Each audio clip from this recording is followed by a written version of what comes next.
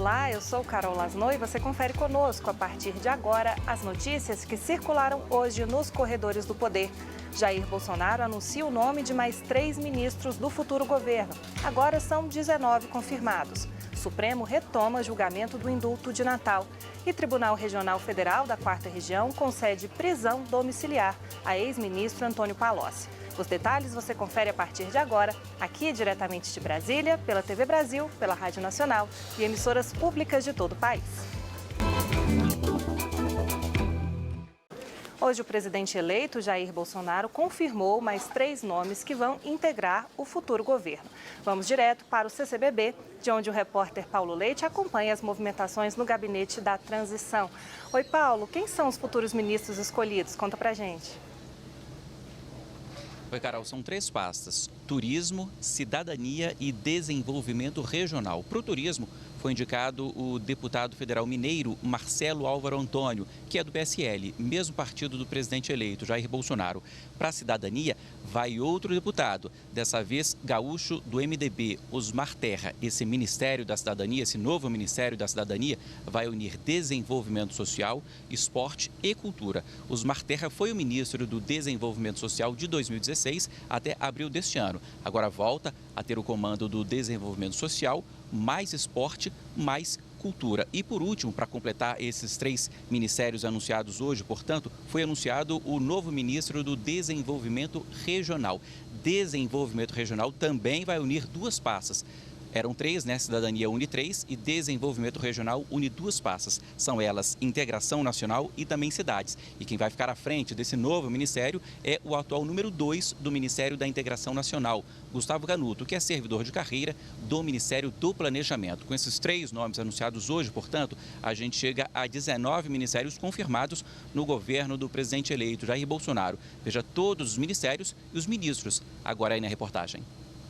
Já são 19 os ministros anunciados para o próximo governo.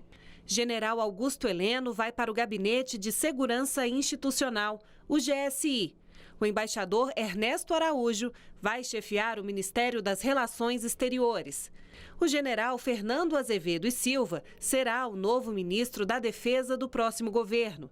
O astronauta Marcos Pontes vai ficar à frente do Ministério da Ciência e Tecnologia. Onyx Lorenzoni vai assumir a Casa Civil. Por enquanto, atua como ministro extraordinário da transição. Paulo Guedes vai ocupar o Ministério da Economia, que vai unir Fazenda, Planejamento e Indústria e Comércio. Roberto Campos Neto fica no Banco Central, onde tem status de ministro. Sérgio Moro vai assumir o Ministério da Justiça e Segurança Pública. Tereza Cristina vai comandar o Ministério da Agricultura.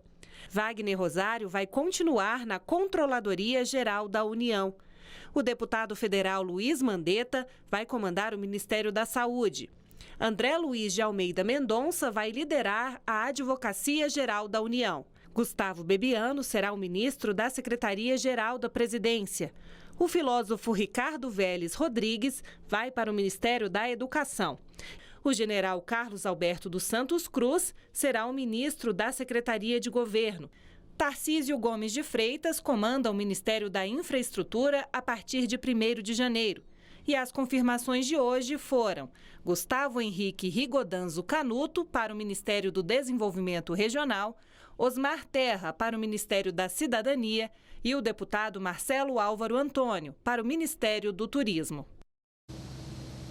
São 19 pastas até agora, portanto, seriam 15, depois subiu para 20 e agora vai passar de 20, porque pelo menos 3 pastas ainda serão confirmadas: meio ambiente, Minas e Energia e também direitos humanos. Bolsonaro disse ainda hoje que pode ter aí um Ministério das Mulheres, mas ainda não está definido. Mas tem 2 ressalvas. O Banco Central tem hoje status de ministério, mas Onyx Lorenzoni, que é o futuro chefe aí da Casa Civil, disse que fica com esse status de ministério até a aprovação da independência, a provável aprovação da independência do Banco Central, projeto que tramita hoje no Congresso Nacional. A AGU, que até a semana passada havia confirmação de que continuaria com status de ministério, o presidente eleito disse hoje que talvez não fique mais com esse status de ministério. Sobre meio ambiente, o nome sairia hoje. Bolsonaro disse ontem que esse nome sairia hoje, mas não foi confirmado. Esse nome vai ficar para a semana que vem, segundo o próprio presidente eleito. Eram 2 nomes aí na disputa, subiu para 3 nomes na disputa e ele disse que sai na semana que vem. Bolsonaro falou, inclusive, sobre meio ambiente hoje. Veja aí. O país que mais preserva no mundo somos nós. Agora, não pode uma política ambiental atrapalhar o desenvolvimento do Brasil. Nós queremos uma política ambiental de verdade. Todos nós queremos preservar o meio ambiente, mas não dessa forma que está aí. Você pode ver. Hoje a economia quase está dando certo apenas quase na questão do agronegócio. E eles estão sufocados por questões ambientais, que não colaboram em nada para o desenvolvimento e a preservação do meio ambiente. Isso é um contraponto, mas é uma grande verdade. Então, é por isso também a demora da escolha de um bom nome que faça uma política de verdade voltada para o meio ambiente e voltada para os interesses nacionais. Para concluir esse dia movimentado, aqui em Brasília, Jair Bolsonaro recebeu na Grande do Torto, residência oficial, uma das residências oficiais da presidência da República, ministros, equipe técnica dele e também o embaixador de Israel. Estavam com ele na hora aí da recepção ao embaixador de Israel, 2 ministros, Gustavo Bebiano e General Heleno, e também um dos filhos dele, Flávio Bolsonaro.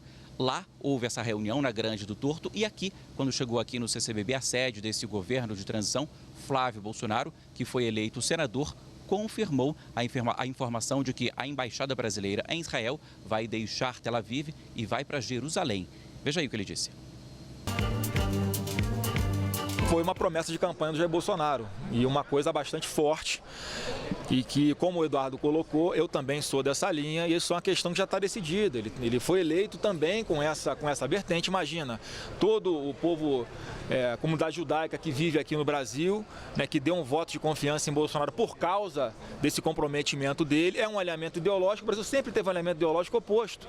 Então, é coerente do presidente Bolsonaro fazer essa mudança. Agora, quando vai fazer, de que forma, em que velocidade, é ele que vai decidir junto com o nosso chanceler. E agora a gente vai falar com a editora da Agência Brasil, Carolina Pimentel, que está aqui comigo ao meu lado, que ela tem informações sobre o encontro entre Jair Bolsonaro e John Bolton, que é assessor de segurança nacional dos Estados Unidos. Oi, Carol, esse encontro vai ser amanhã, né? Isso mesmo, Lasno. Esse encontro está previsto, essa reunião, está agendada para esta quinta-feira pela manhã. E hoje, em uma entrevista coletiva na Casa Branca, John Bolton classificou a vitória de Jair Bolsonaro nas eleições presidenciais aqui do Brasil como uma oportunidade histórica para as relações com o país. Ainda durante essa entrevista, o norte-americano lembrou que o presidente Donald Trump foi o primeiro estrangeiro a parabenizar por telefone Bolsonaro pela eleição e que esse encontro de amanhã é fruto desse telefonema. Segundo Bolton, Trump e Bolsonaro podem levar a relação bilateral a outro nível. Bem, vamos ver aí, o que, inclusive, que ele disse, abrindo aspas aí. Será uma oportunidade para que Brasil e Estados Unidos trabalhem juntos em uma série de áreas como economia e segurança, fecha aspas. Olha, existe ainda uma expectativa de que John Bolton e Jair Bolsonaro conversem sobre uma possível estratégia regional, sobre a crise da Venezuela e também a relação com Cuba. Bolton incluiu ainda o Rio de Janeiro na visita à América do Sul, uma vez que ele vai participar da cúpula dos líderes do G20 em Buenos Aires, cúpula que vai ter a presença, Lasno, do presidente dos Estados Unidos, Donald Trump. Obrigada, Carol. Então, e o presidente Michel Temer participou hoje da última reunião de seu governo do Conselhão, que é o Conselho de Desenvolvimento Econômico e Social, e foi lá no Palácio do Planalto. Ele aproveitou o momento e agradeceu a todos os conselheiros. Falou ainda que há muito tempo não se fazia uma transição de governo tão cordial e civilizada. Vamos ouvir. Que há muito tempo não se fazia uma transição tão cordial e tão civilizada como aquela que está sendo feita nestes últimos tempos.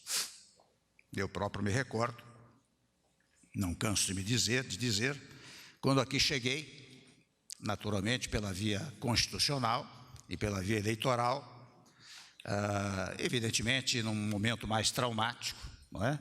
Mas nós encontramos aqui uma mocinha sentada à mesa, logo na antessala do presidente, e não tivemos nenhuma informação, nem mesmo nos computadores que estavam à nossa disposição, as memórias todas estão apagadas. Então, ministro Onyx, nós partimos do zero. Os atuais ministros Eduardo Guardia, da Fazenda, Eliseu Padilha, da Casa Civil e Esteves Colnago, do Planejamento, participaram da reunião. O ministro extraordinário da Transição, Onyx Lorenzoni, confirmado para a Casa Civil no governo Bolsonaro, também esteve presente e falou sobre os desafios da nova gestão. Ele destacou o esforço do governo eleito para enxugar a máquina pública. Não apenas fazemos um esforço gigantesco para reduzir a estrutura governamental, tentando chegar a algo em torno de 18, 19, 20 ministérios, e nós reconhecemos a dificuldade que é se poder fazer esta redução sem perder, ministros, qualidade no atendimento da sociedade brasileira, mas nós temos aí, até por conta de um histórico que se constituiu ao longo de décadas no Brasil, muita atividade meio e uma restrita atividade fim. Somos humanos, vamos errar com certeza, porque o erro faz parte da evolução do ser humano. E essa humildade a gente tem, e começa pelo nosso capitão, que é um exemplo absoluto de um ser humano humilde, desprovido de vaidade e com a certeza que tem uma missão para cumprir. Também sabemos que há e que houve no período eleitoral, melhor dizendo, um confronto ideológico muito forte. Mas também temos consciência de que a sociedade brasileira escolheu um novo caminho e nos cabe governar para todos. Bom, e durante o discurso de abertura, Lorenzoni ressaltou a necessidade de manter o diálogo com a população e garantir que os brasileiros possam empreender com facilidade e sem temer às leis. E o Supremo Tribunal Federal retomou hoje o julgamento sobre a constitucionalidade do decreto de indulto natalino assinado pelo presidente Michel Temer no ano passado. Esse decreto pode vir a beneficiar 21 dos 39 condenados na Operação Lava Jato, como o ex-ministro dos governos do PT, Antônio Palocci, e o ex-presidente da Câmara dos Deputados, Eduardo Cunha, do MDB do Rio de Janeiro. O decreto é editado todos os anos pelo presidente da República e é previsto na Constituição. O indulto é o perdão que é concedido pelo presidente para alguns condenados. No caso do decreto do ano passado, que passou a ser questionado na Justiça, a polêmica ocorreu porque a medida gerou críticas por perdoar quem cumpriu 1/5 da pena por condenações de crimes sem violência ou grave ameaça, como corrupção e lavagem de dinheiro. Então vamos até o Supremo conversar com o repórter Daniel Ito, que está acompanhando essa sessão de julgamento sobre o indulto. Daniel, como que está o julgamento? Já tem algum resultado? Oi, Carol, a sessão foi suspensa, nós ainda não temos uma decisão e sequer uma maioria formada, apenas 2 votos até agora no plenário do Supremo sobre este assunto. O julgamento é de uma ação de inconstitucionalidade que foi proposta pela Procuradora-Geral da República, Raquel Dodge, contra o decreto de indulto de Natal, publicado em dezembro do ano passado pelo presidente Michel Temer. O indulto está, nesse momento, suspenso por meio de uma liminar que foi concedida pelo relator da ação no Supremo, ministro Luiz Roberto Barroso. Um dos pontos centrais dessa suspensão é o fato de que o decreto do presidente Temer incluiu como beneficiários do indulto presos pelos chamados crimes de colarinho branco, como corrupção, peculato e também lavagem de dinheiro. E hoje, no seu voto, o ministro Luiz Roberto Barroso também criticou o fato de que o decreto reduziu de 1/3 para 1/5 o cumprimento mínimo da pena para que um preso tenha direito a receber esse indulto. Ele ressaltou ainda que o decreto do presidente Temer beneficiaria com a liberdade 22 dos 39 presos pela Operação Lava Jato, que, segundo ele, vai contra o interesse público de combater a corrupção no Brasil. A divergência aqui no Supremo foi aberta hoje pelo ministro Alexandre de Moraes, que defendeu a legitimidade do presidente da República para editar indultos. Ele criticou o discurso de que ser a favor do decreto é ser conivente com a corrupção e ressaltou que o indulto é um ato privativo e discricionário do presidente da República. Esse assunto levantou longos debates aqui no plenário do Supremo hoje. E por isso nós ainda não temos uma decisão, sequer uma maioria formada nesse julgamento que deve continuar na sessão de amanhã aqui no plenário do Supremo Tribunal Federal. Carol, voltamos com você. Obrigada, Daniel. A gente continua acompanhando, então. O presidente eleito, Jair Bolsonaro, falou hoje sobre o indulto e deixou claro que em seu governo não haverá perdão aos criminosos. Pelo Twitter, ele afirmou o seguinte, abre aspas, fui escolhido presidente do Brasil para atender aos anseios do povo brasileiro. Pegar pesado na questão da violência e criminalidade foi um dos nossos principais compromissos de campanha. Garanto a vocês, se houver indulto para criminosos neste ano, certamente será o último. Fecha aspas. Só reforçando, o indulto é um perdão de pena que é geralmente concedido todos os anos no período próximo ao Natal. A medida está prevista na Constituição e só pode ser aplicada pelo presidente da República, mas não é obrigatória.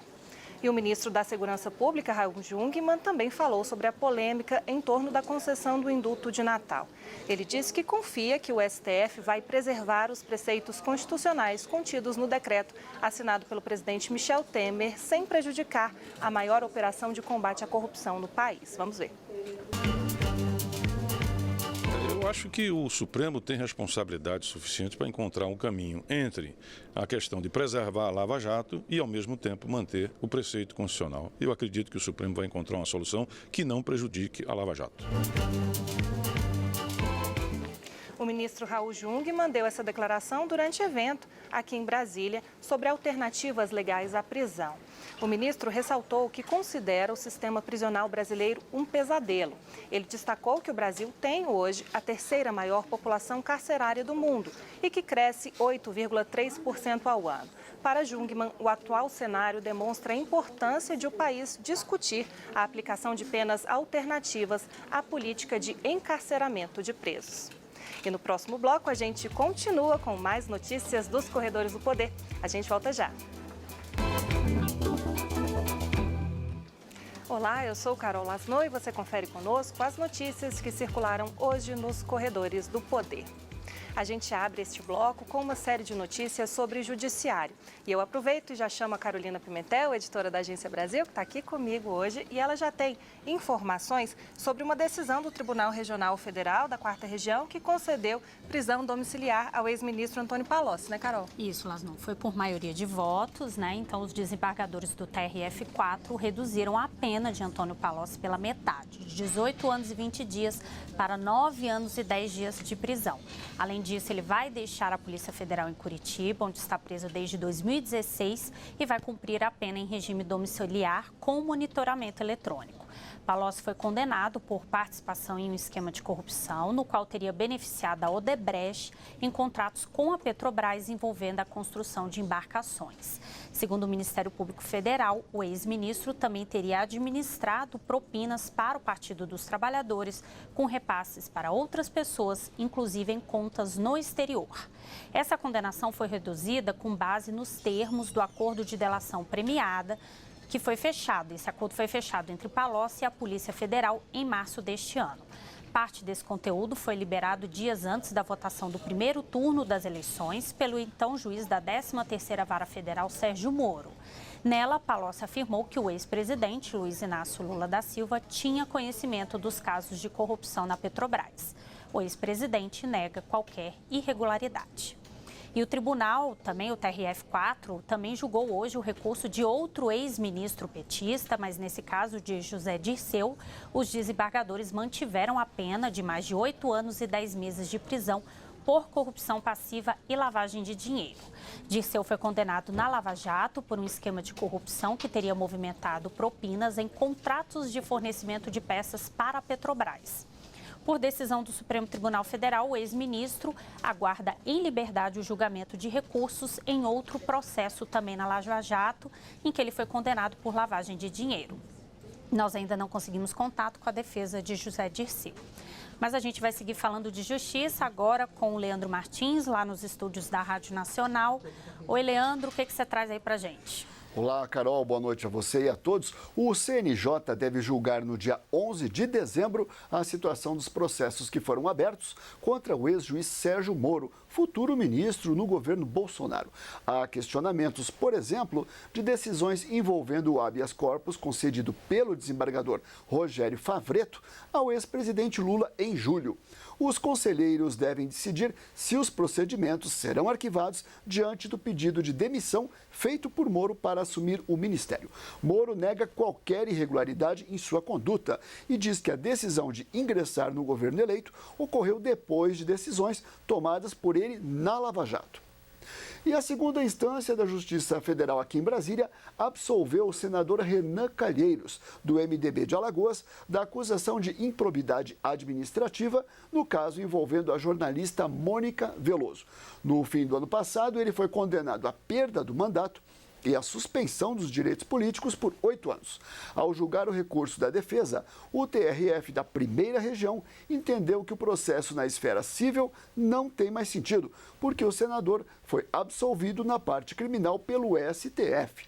Renan foi acusado de desviar recursos da verba indenizatória de seu gabinete para pagar pensão alimentícia de uma filha que teve fora do casamento com a jornalista Mônica Veloso. O senador declarou que a decisão foi justa e afirmou que não há reparos para essa tentativa de torná-lo suspeito e investigado, mesmo quando não há provas. Com você, Carol. E a gente segue falando de decisões judiciais, mas agora vamos até a redação do Rio de Janeiro conversar com Maurício de Almeida, que tem informações sobre a demissão do ex-assessor do ex-governador do Rio, Sérgio Cabral. Oi, Maurício, o ex-assessor foi preso há quase 2 anos e agora que saiu essa demissão, né? Isso teve um impacto significativo nos cofres públicos? Olha, teve sim, realmente muita demora. Boa noite, Carol. É uma história até que parece piada, mas infelizmente é verdadeira.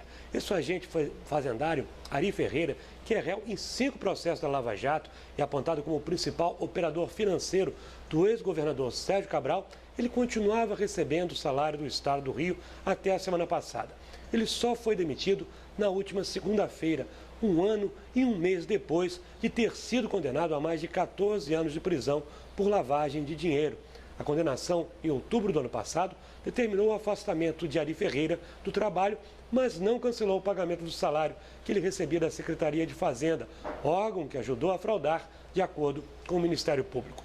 Mesmo sem trabalhar, o funcionário condenado recebia cerca de R$10 mil por mês. Ou seja, o Estado gastou aproximadamente R$140 mil, incluindo benefícios como o 13º salário. Sobre a lentidão para demitir Ari Ferreira, a Secretaria de Estado de Fazenda informou por meio de sua assessoria que não houve demora e que o Estado cumpriu todos os ritos administrativos e legais que são exigidos pelo fato de se tratar de um servidor público estatutário. Pode até ser legal, mas é difícil de entender, Carol. Obrigada, Maurício, pelas informações. E agora vamos conferir outros destaques da Agência Brasil sobre votações que ocorreram no Congresso. Entre as matérias analisadas, houve avanço na proposta que libera o uso medicinal da maconha. Né, Carol Pimentel? Vamos falar sobre essa votação, né, Carol? A Comissão de Assuntos Sociais do Senado aprovou hoje um substitutivo da senadora Marta Suplicy ao projeto de lei que libera o uso medicinal da maconha. Mas antes de entrar em vigor, essa proposta tem um longo caminho pela frente, porque precisa ser analisada pela Comissão de Constituição e Justiça e depois pelo plenário do Senado. E se todas essas etapas forem vencidas aí com sucesso, o texto vai ser enviado para a Câmara dos Deputados. A proposta descriminaliza o semeio, o cultivo e a colheita da maconha, né, para uso terapêutico pessoal em quantidade que não seja maior que o suficiente ao tratamento, segundo a prescrição médica. E na Câmara dos Deputados, os parlamentares aprovaram a urgência para o projeto de lei que cria o regime penitenciário de segurança máxima. Para esses presídios, são enviados, em geral, condenados apontados como líderes do crime organizado, por crimes hediondos contra policiais e parentes. Ao aprovar a urgência, a Câmara dos Deputados estabelece que não poderá haver um pedido de vista nem emendas a essa matéria. O tema também terá que estar entre as prioridades nas votações da Casa. E agora há pouco o plenário da Câmara aprovou o projeto que substitui a prisão preventiva por prisão domiciliar para gestantes, mães de crianças de até 12 anos ou responsáveis por pessoas com deficiência. O texto segue agora para a sanção presidencial. Obrigada, Carol. E vamos a mais uma notícia com Leandro Martins, que está lá na Rádio Nacional. Leandro. Então, Carol, a Procuradora-Geral da República, Raquel Dodge, solicitou ao Supremo Tribunal Federal que as investigações contra políticos que vão perder a condição de foro privilegiado por não terem sido reeleitos sejam encaminhadas para instâncias judiciais inferiores. A pedido da PGR, foi apresentado no âmbito da investigação sobre as doações ilegais de campanha eleitoral feitas pelo grupo JF entre 2006 e 2014. Os investigados não reeleitos têm foro privilegiado até fevereiro de 2019, quando termina a atual legislatura. A procuradora argumenta na solicitação que o objetivo é dar celeridade às investigações que tratam de autoridades que manterão prerrogativa de foro perante o STF e otimizar o trabalho do tribunal. Raquel Dodge também ressaltou que o foro privilegiado, de acordo com o novo entendimento, é aplicado apenas em casos de crimes ocorridos durante o mandato e relacionados ao exercício do cargo. Com você.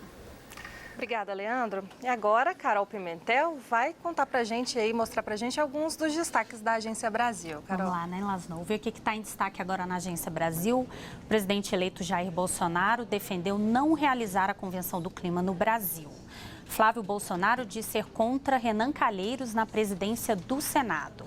Romero Jucá defende partilha de sessão onerosa sem impacto no teto de gastos. Bem, todas essas notícias estão no nosso site agenciabrasil.tbc.com.br. Muito obrigada, Carol. E nós vamos ficando por aqui. Amanhã você confere mais um dos Corredores do Poder. Obrigada pela companhia. Boa noite. Tchau.